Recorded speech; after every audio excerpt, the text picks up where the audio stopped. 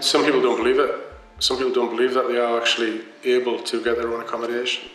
You know, they've got 20 years of offending and drug misuse behind them and violence and everything else that goes along with.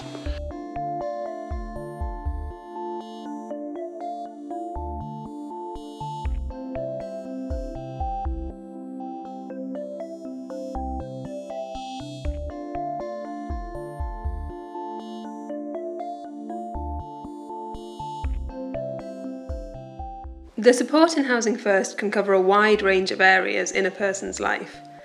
Keeping their tenancy, improving health, well-being, social networks, employment, personal empowerment. The support is both needs-based and person-centred. It's not a fixed package, but emerges in line with the priorities and choices of the individual.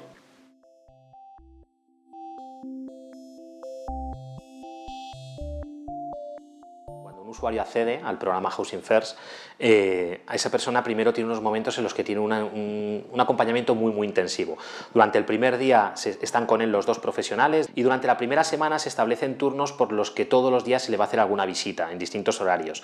Se adapta mucho también a la necesidad de la persona, ¿no? Pero siempre se le va a hacer visitas durante todos los días. A partir de ahí sí que se establece al menos una visita semanal, pero sí que se va adecuando en función del momento que tenga la persona. Si tiene un momento más de debilidad, por ejemplo con el tema de consumos, si demanda más ese apoyo, si se encuentra más sola, lo que vamos haciendo es una planificación para cada persona y se va a ir desde la máxima intensidad de los primeros días hasta la normalidad de la intervención, que sería una vez a la semana. Once a week's enough, and if I do have a number there that I can phone and say I'm in crisis, you know. L'intensité, elle peut vraiment varier selon les personnes et selon les situations, mais en tout cas, c'est pas quelque chose d'aussi logique qui serait très intense et puis ça descend, parce que souvent, on a plutôt affaire à ça va très bien, puis il y a une période de crise, il faut réaugmenter l'accompagnement. Et donc, c'est vraiment quelque chose de variable qui demande du feeling. Et c'est justement ça le challenge, c'est comment doser pour pas être intrusif avec les personnes et en même temps pouvoir laisser la porte ouverte au cas où s'il y a un problème, l'équipe d'accompagnement elle reste vraiment présente.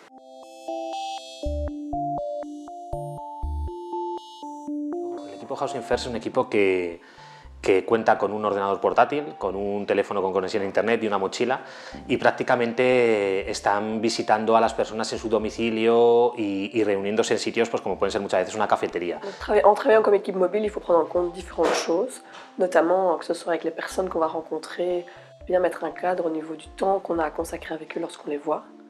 Un autre aspect, c'est tout la communication entre collègues, quand on va chez quelqu'un, ou quand l'accompagnement dure plus longtemps que prévu, c'est pouvoir être flexible, ou en tout cas s'adapter dans l'organisation. So when we go to their flats, it's a wee bit informal and a wee bit more relaxed, and a wee bit the trust. I think it kind of builds up your trust as well with them when you're in obviously their flat, and the honesty as well. They're a wee bit more honest when you're in their flat than where it is in the office.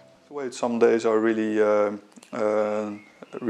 relax and everybody is going on his bike to the clients and having a cup of coffee and talking about what he's going to do that week and what problems are have to be solved. And some other weeks we have a crisis and we have to go with 2 people or 3 people to someone or ask someone to come to the office to have a conversation with me, especially if there's threats and stuff like that. Donc, il y a beaucoup d'accompagnements aussi qui sont faits en dehors des visites à domicile.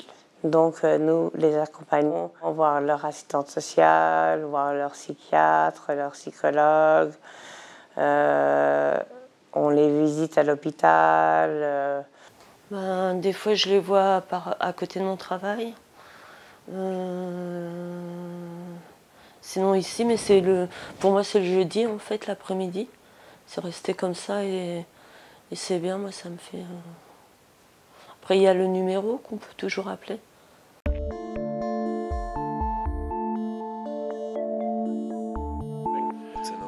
What's a normal week?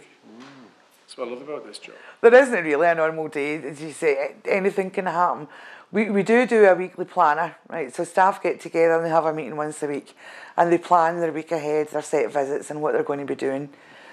So the set visits still tend to stick, you know, they tend to stay the same. But apart from that, nothing else does really, because you get random phone calls, people will phone up out of the blue.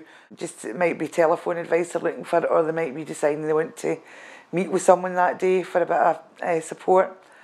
So we just look at the diary and we reschedule, we juggle things. Staff are very accommodating, which is, I think, is the whole success of the service. Il se passe jamais une semaine normale. Non, mais on démarre de toute façon toujours un petit peu sur le même mode toutes nos journées. On démarre par une mini-réunion pour faire un débriefing, généralement de la veille ou du week-end, et un briefing sur la journée à venir, l'organisation de la journée à venir. Notre emploi du temps est très mobile, on l'adapte en permanence. Y hay muchos imprevistos, muchas necesidades, a veces urgentes y a veces de emergencia. Trabajamos con la persona el concepto de emergencia y el concepto de urgencia para manejar los mismos, pero en muchas ocasiones tenemos que ir a las viviendas sin haberlo programado, hacer visitas a diferentes horas del día. My regular clients have my phone number, and I carry it with me all the time, so if they call even in the weekend, if I don't pick up, I call them back later. But our work days actually stop at 5 o'clock. But there is another group of people that called the evening, night and weekend shift. As a support worker, I work from 9 o'clock in the morning till 8 o'clock at night. But there's also the Housing First, the Turning Point, on call, which is available 24/7.